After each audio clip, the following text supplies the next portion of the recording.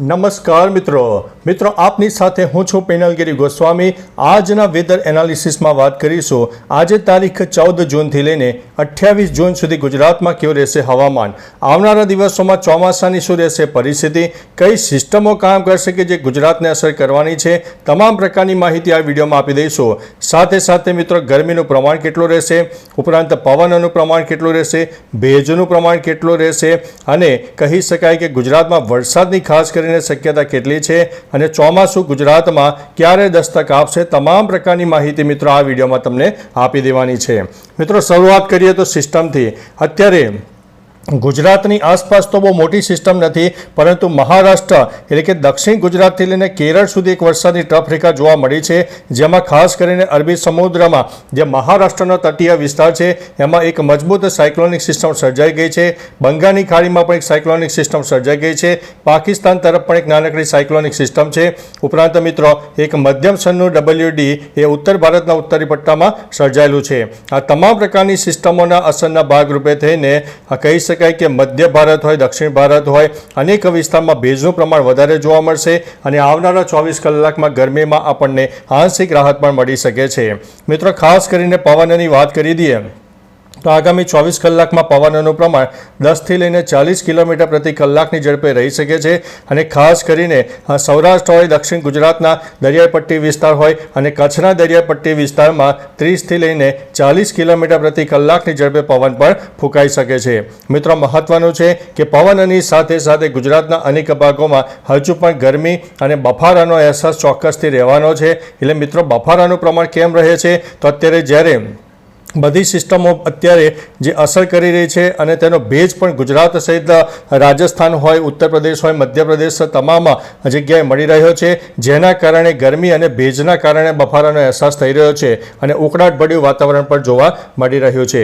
બીજી તરફ મિત્રો ભેજના પ્રમાણની વાત કરીએ તો 60થી લઈને 80% ભેજનું પ્રમાણ ગુજરાતમાં જોવા મળશે, સાથે સાથે ગરમીનું પ્રમાણ વધારે જોવા મળશે અને ગરમીને કારણે જે વાતાવરણ છે એક મોટું હુંફાળું બનતું હોય છે અને ભેજ અને ગરમી મિક્સ થવાથી લો ક્લાઉડ ફોર્મેશન સર્જાશે અને જેના ભાગરૂપે થઈને ગુજરાત સહિત રાજસ્થાન હોય, મધ્યપ્રદેશ સહિત અનેક ભાગોમાં વરસાદની શક્યતા છે અને આ જે વરસાદનો રાઉન્ડ છે ખાસ કરીને 14થી લઈને 28 જૂનનો જે રાઉન્ડ છે તે ગુજરાત હોય, મધ્યપ્રદેશ હોય, ઉપરાંત પૂર્વ ભારત, દક્ષિણ ભારત અને ઉત્તર ભારતના પણ અનેક ભાગોમાં આવનારા દિવસોમાં વરસાદ આવી શકે છે। હવે મિત્રો ચોમાસાની આગમનની વાત કરીએ તો ચોમાસું હજુ પણ મહારાષ્ટ્ર સુધી અટવાયેલું છે અને આગામી કહી શકાય કે 2 થી 3 દિવસમાં તે ચોમાસું છે સૌરાષ્ટ્ર અને દક્ષિણ ગુજરાતના જે તટીય વિસ્તારો છે તેમાં ટચ કરી જાય અને આગામી 2-3 દિવસમાં ગુજરાતમાં ચોમાસું એન્ટ્રી કરે તેવી શક્યતા છે અને અંદાજિત 30 જૂન સુધીમાં સમગ્ર ગુજરાતમાં ચોમાસું આવરી લે તેવી શક્યતા છે, કારણ કે મિત્રો ચોમાસાને આગળ વધવા માટે અમુક સ્ટેશનો ઉપર અમુક માત્રામાં વરસાદ થવો જરૂરી છે, જે આપણને આગામી 2 થી 3 દિવસમાં મળી જવાનો છે અને ચોમાસું કહી શકાય કે ઝડપથી આગળ વધવાનું છે। હવે મિત્રો ખાસ કરીને વાત કરીએ તો અત્યારે જ્યારે વરસાદની જુદી જુદી સિસ્ટમો સક્રિય થઈ છે ત્યારે આગામી કહી શકાય કે 12 કલાકમાં કેવું વાતાવરણ રહેશે તો આ જે સેટેલાઇટ ઇમેજ છે 12 કલાકનું વાતાવરણ બતાવે છે, જે આગામી 12 કલાકનું તમને સેટેલાઇટ ઇમેજ જોવા મળશે। ત્યારબાદ મિત્રો આગામી 24 કલાકમાં કેવું વાતાવરણ સર્જાશે તો તમે જોઈ શકો કે 24 કલાકમાં પણ આ સિસ્ટમ છે એ ઉત્તર તરફ આગળ વધી રહી છે અને ગુજરાત સહિત રાજસ્થાન અને મધ્યપ્રદેશને પણ મિત્રો અસર કરવાની છે। ત્યારબાદ મિત્રો આવનારા 2 દિવસમાં વાતાવરણ કેવું સર્જાશે તો તમે જોઈ શકો છો કે આ સિસ્ટમ અત્યારે એક મોટું સ્વરૂપ ધારણ કરે, જેમાં ગુજરાત હોય, મધ્યપ્રદેશ હોય, મહારાષ્ટ્ર હોય સહિત દક્ષિણ ભારત અને પૂર્વ ભારતના પણ અનેક ભાગો પ્રભાવિત થશે અને ગુજરાતમાં ધીમે ધીમે વરસાદની તીવ્રતામાં નોંધપાત્ર વધારો થશે અને આગામી 24 થી 48 કલાક બાદ ગુજરાત સહિત ભારતના અંદાજિત 30 થી લઈને 40% વિસ્તારમાં જોરદાર વરસાદ થઈ શકે છે।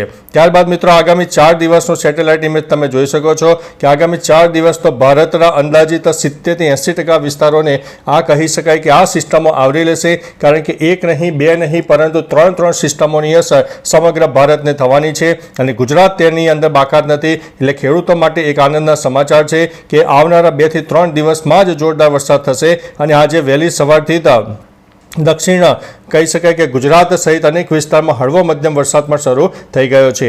ત્યારબાદ મિત્રો આગામી 8 દિવસનું પણ સેટેલાઇટ ઇમેજ તમે જોઈ શકો છો કે આગામી 8 દિવસ દરમિયાન પણ ભારતના અંદાજિત 90 થી 95% વિસ્તારને આ સિસ્ટમો આવરી લેશે અને ભારતમાં ધીમે ધીમે ચોમાસું આગળ વધી જશે અને ભારતના અંદાજિત 50 થી લઈને 70% વિસ્તારમાં આગામી 8 દિવસમાં ચોમાસું સક્રિય થઈ જશે અને એક સારા વરસાદના એંધાણ પણ આપણને દેખાઈ રહ્યા છે. હવે મિત્રો તારીખ પ્રમાણે તમને વાત કરીએ તો તારીખ પ્રમાણે જોઈશું તો આજે તારીખ મિત્રો થઈ ગઈ છે 14 જૂન. તો 14 જૂને ક્યાં વરસાદની શક્યતા વધુ છે તો આજ રોજ મિત્રો દક્ષિણ ગુજરાતના અનેક ભાગો જેમાં સુરત, તાપી, ડાંગ, નવસારી અને વલસાડ સહિત મધ્ય ગુજરાતના ભરૂચ, નર્મદા, છોટાઉદેપુર અને વડોદરામાં વાદળછાયું વાતાવરણ જોવા મળશે. કોઈ કોઈ વિસ્તારમાં હળવો મધ્યમ વરસાદ શરૂ થઈ જશે અને કહી શકાય કે ઉત્તર ગુજરાત હોય, સૌરાષ્ટ્ર અને મધ્ય ગુજરાતના પણ અનેક ભાગોમાં મોડી સાંજ બાદ વરસાદની તીવ્રતામાં નોંધપાત્ર વધારો થાય તેવી શક્યતા છે. ત્યારબાદ મિત્રો 15 તારીખનો સેટેલાઇટ ઇમેજ જોઈ લો કે તેની અંદર પણ ધીમે ધીમે આ સિસ્ટમ આગળ વધશે અને ગુજરાતના 50 થી લઈને 80% વિસ્તારમાં વાદળછાયું વાતાવરણ જોવા મળશે અને આ ફક્ત વાદળછાયું વાતાવરણ નહીં હોય પરંતુ જેની અંદર લો ક્લાઉડ ફોર્મેશન પણ જોવા મળશે, એટલે કે ભેજ સાથે જે વાદળછાયું વાતાવરણ છે જોવા મળશે અને તેના લીધે થઈને વરસાદની તીવ્રતામાં નોંધપાત્ર વધારો થવાનો છે. ત્યારબાદ મિત્રો તારીખ 16 તારીખનું પણ તમે સેટેલાઇટ ઇમેજ જોઈ શકો છો કે 16 તારીખે પણ ગુજરાતના અનેક ભાગોમાં વરસાદની શક્યતા, જેમાં સૌરાષ્ટ્ર, ઉત્તર ગુજરાત, મધ્ય ગુજરાત, દક્ષિણ ગુજરાત અને કચ્છના દક્ષિણ અને પૂર્વ તરફના વિસ્તારોમાં પણ વરસાદની શક્યતા રહેલી છે. ત્યારબાદ મિત્રો 17 તારીખનું સેટેલાઇટ ઇમેજ જુઓ, તેની અંદર પણ મધ્ય ભારત સહિત પશ્ચિમ ભારતના અનેક વિસ્તારો આ વરસાદથી પ્રભાવિત થવાના છે. ત્યારબાદ મિત્રો કહી શકાય છે કે 18મી તારીખનું પણ સેટેલાઇટ ઇમેજ તમે જોઈ લો તો 18મી તારીખે પણ ગુજરાત સહિત મધ્ય ભારત હોય, પૂર્વ ભારત અને પશ્ચિમ ભારતના અનેક ભાગોમાં વરસાદ જોવા મળશે. ત્યારબાદ મિત્રો 19 તારીખે પણ તમે જુઓ તો 19 તારીખે પણ વરસાદની શક્યતા રહેલી છે. ત્યારબાદ મિત્રો 20 તારીખનું જુઓ તો 20 તારીખે પણ ગુજરાતમાં વરસાદની શક્યતા રહેલી છે. મિત્રો એક બીજી વસ્તુ જણાવીએ કે ઘણી વખત સેટેલાઇટ બેઝ અને ઇન્ફ્રારેડના માધ્યમથી તમને વરસાદની સિસ્ટમ નહીં દેખાય પરંતુ ઘણા બધા એવા પરિબળો છે કે ગુજરાતને આગામી 10 થી 15 દિવસ સારામાં સારો વરસાદ મળે તેવી શક્યતા દેખાઈ રહી છે. ત્યારબાદ મિત્રો 22 તારીખનું પણ સેટેલાઇટ ઇમેજ તમે જોઈ શકો છો કે દક્ષિણ ગુજરાતથી લઈને કેરળ સુધી વરસાદની ટફ રેખા આપણને જોવા જ મળવાની છે અને અત્યારે સિસ્ટમ સક્રિય નહીં દેખાય પરંતુ આવનારી 22 તારીખથી પણ ગુજરાતમાં વરસાદની શક્યતા રહેલી છે. ત્યારબાદ મિત્રો તારીખ 23 તારીખનું સેટેલાઇટ જુઓ તો મધ્ય ભારત સહિત દક્ષિણ ભારતના પણ અનેક વિસ્તારો પ્રભાવિત થશે. ગુજરાતમાં પણ વધતા ઓછા પ્રમાણમાં વરસાદ થશે પરંતુ વરસાદની તીવ્રતામાં થોડો ઘટાડો થાય તેવી શક્યતા છે. ત્યારબાદ મિત્રો 24 તારીખે પણ રાજસ્થાન હોય, મધ્યપ્રદેશના અનેક ભાગો પ્રભાવિત થશે. દક્ષિણ ગુજરાત, સૌરાષ્ટ્રમાં પણ વરસાદની શક્યતા રહેલી છે અને દક્ષિણ ભારતમાં પણ વરસાદ થઈ શકે છે. ત્યારબાદ મિત્રો 25 તારીખનું સેટેલાઇટ ઇમેજ જુઓ તો મધ્ય ભારત એક્ટિવ, દક્ષિણ ભારત એક્ટિવ, તેની અસર થશે ગુજરાતને.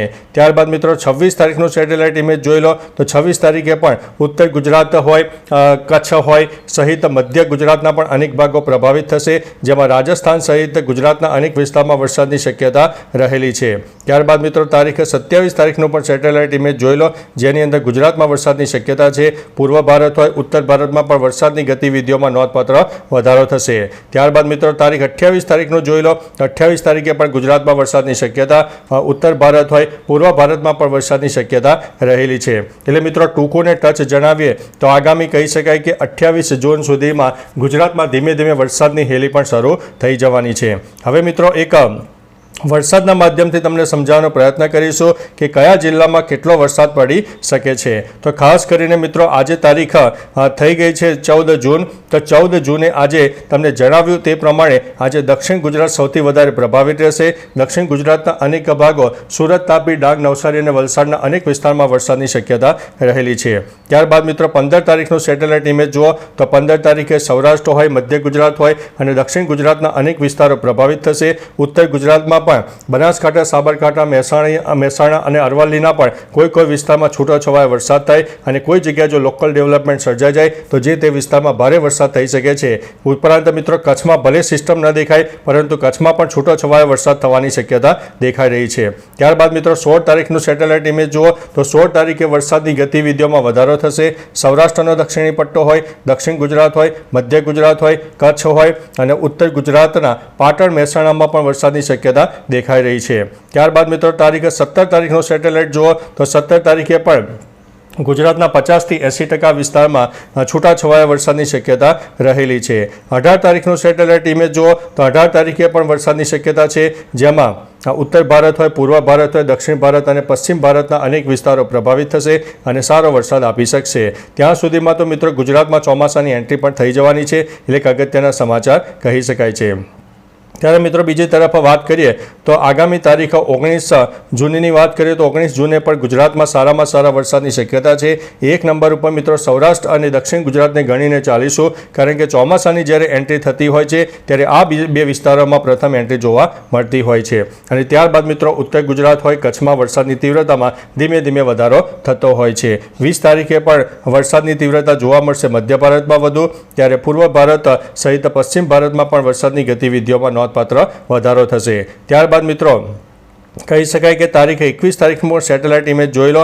21 તારીખે પણ સારામાં સારા વરસાદની શક્યતા રહેલી છે. ગુજરાતમાં પણ સારામાં સારો વરસાદ થાય. 22 તારીખે પણ આપણને વરસાદની હેલી જોવા મળશે, જેમાં કચ્છના અનેક ભાગોમાં ખાસ કરીને વરસાદ જોવા મળનારો છે.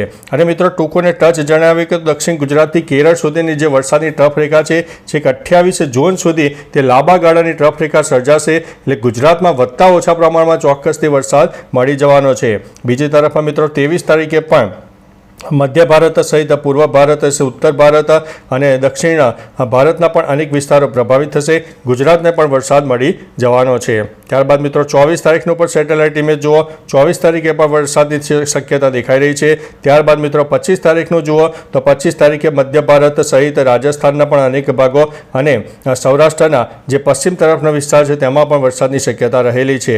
ત્યારબાદ મિત્રો 26 તારીખનું જુઓ તો 26 તારીખે પણ ઉત્તર ગુજરાત સહિત રાજસ્થાનના અનેક વિસ્તારો પ્રભાવિત થાય. કચ્છમાં પણ વરસાદની શક્યતા. સૌરાષ્ટ્ર, મધ્ય ગુજરાત અને દક્ષિણ ગુજરાતમાં પણ વધતા ઓછા પ્રમાણમાં વરસાદ ચાલુ રહેશે. ત્યારબાદ મિત્રો 27 તારીખે પણ છૂટોછવાયો વરસાદ. 28 તારીખે પણ વરસાદ આપણને જોવા મળનારો છે. એટલે મિત્રો ટૂંકુને ટચ જણાવીએ તો હજુ આ જે વરસાદની સિસ્ટમ છે એ લાંબા ગાળાની રહેવાની છે. ચોમાસું એન્ટ્રી પણ મારી લેવાનું છે, એટલે બધા પરિબળો ગુજરાતમાં સારામાં સારા વરસાદ આપે તેવી શક્યતા છે. અને કહી શકાય કે જુલાઈ મહિનામાં વરસાદની હેલી ધીમે ધીમે વધી જશે અને આગામી કહી શકાય કે 15 દિવસ બાદ વરસાદની તીવ્રતામાં ધીમે ધીમે વધારો થશે. ચોમાસું તેનું કહી શકાય કે પ્રબળ શક્તિથી તે આગળ વધવાનું છે અને સારામાં સારો વરસાદ થાય. અને ગુજરાતમાં અંદાજિત એકંદરે 104%થી વધુ વરસાદ થાય તેવી શક્યતા હાલ દેખાઈ રહી છે. તો મિત્રો તમારા વિસ્તારમાં વરસાદ પડ્યો કે નહીં, ગરમીનું પ્રમાણ કેવું છે, પવનનું પ્રમાણ કેવું છે, બફારાનું પ્રમાણ કેવું છે, તમામ પ્રકારની માહિતી નીચે કમેન્ટમાં આપજો, જેથી અન્ય મિત્રો પણ જાણી શકે. તો ચાલો મિત્રો ફરીથી એક હવામાનની નવી માહિતી લઈને મળતા રહીશું. ત્યાં સુધી અમને રજા આપશો. નમસ્તે.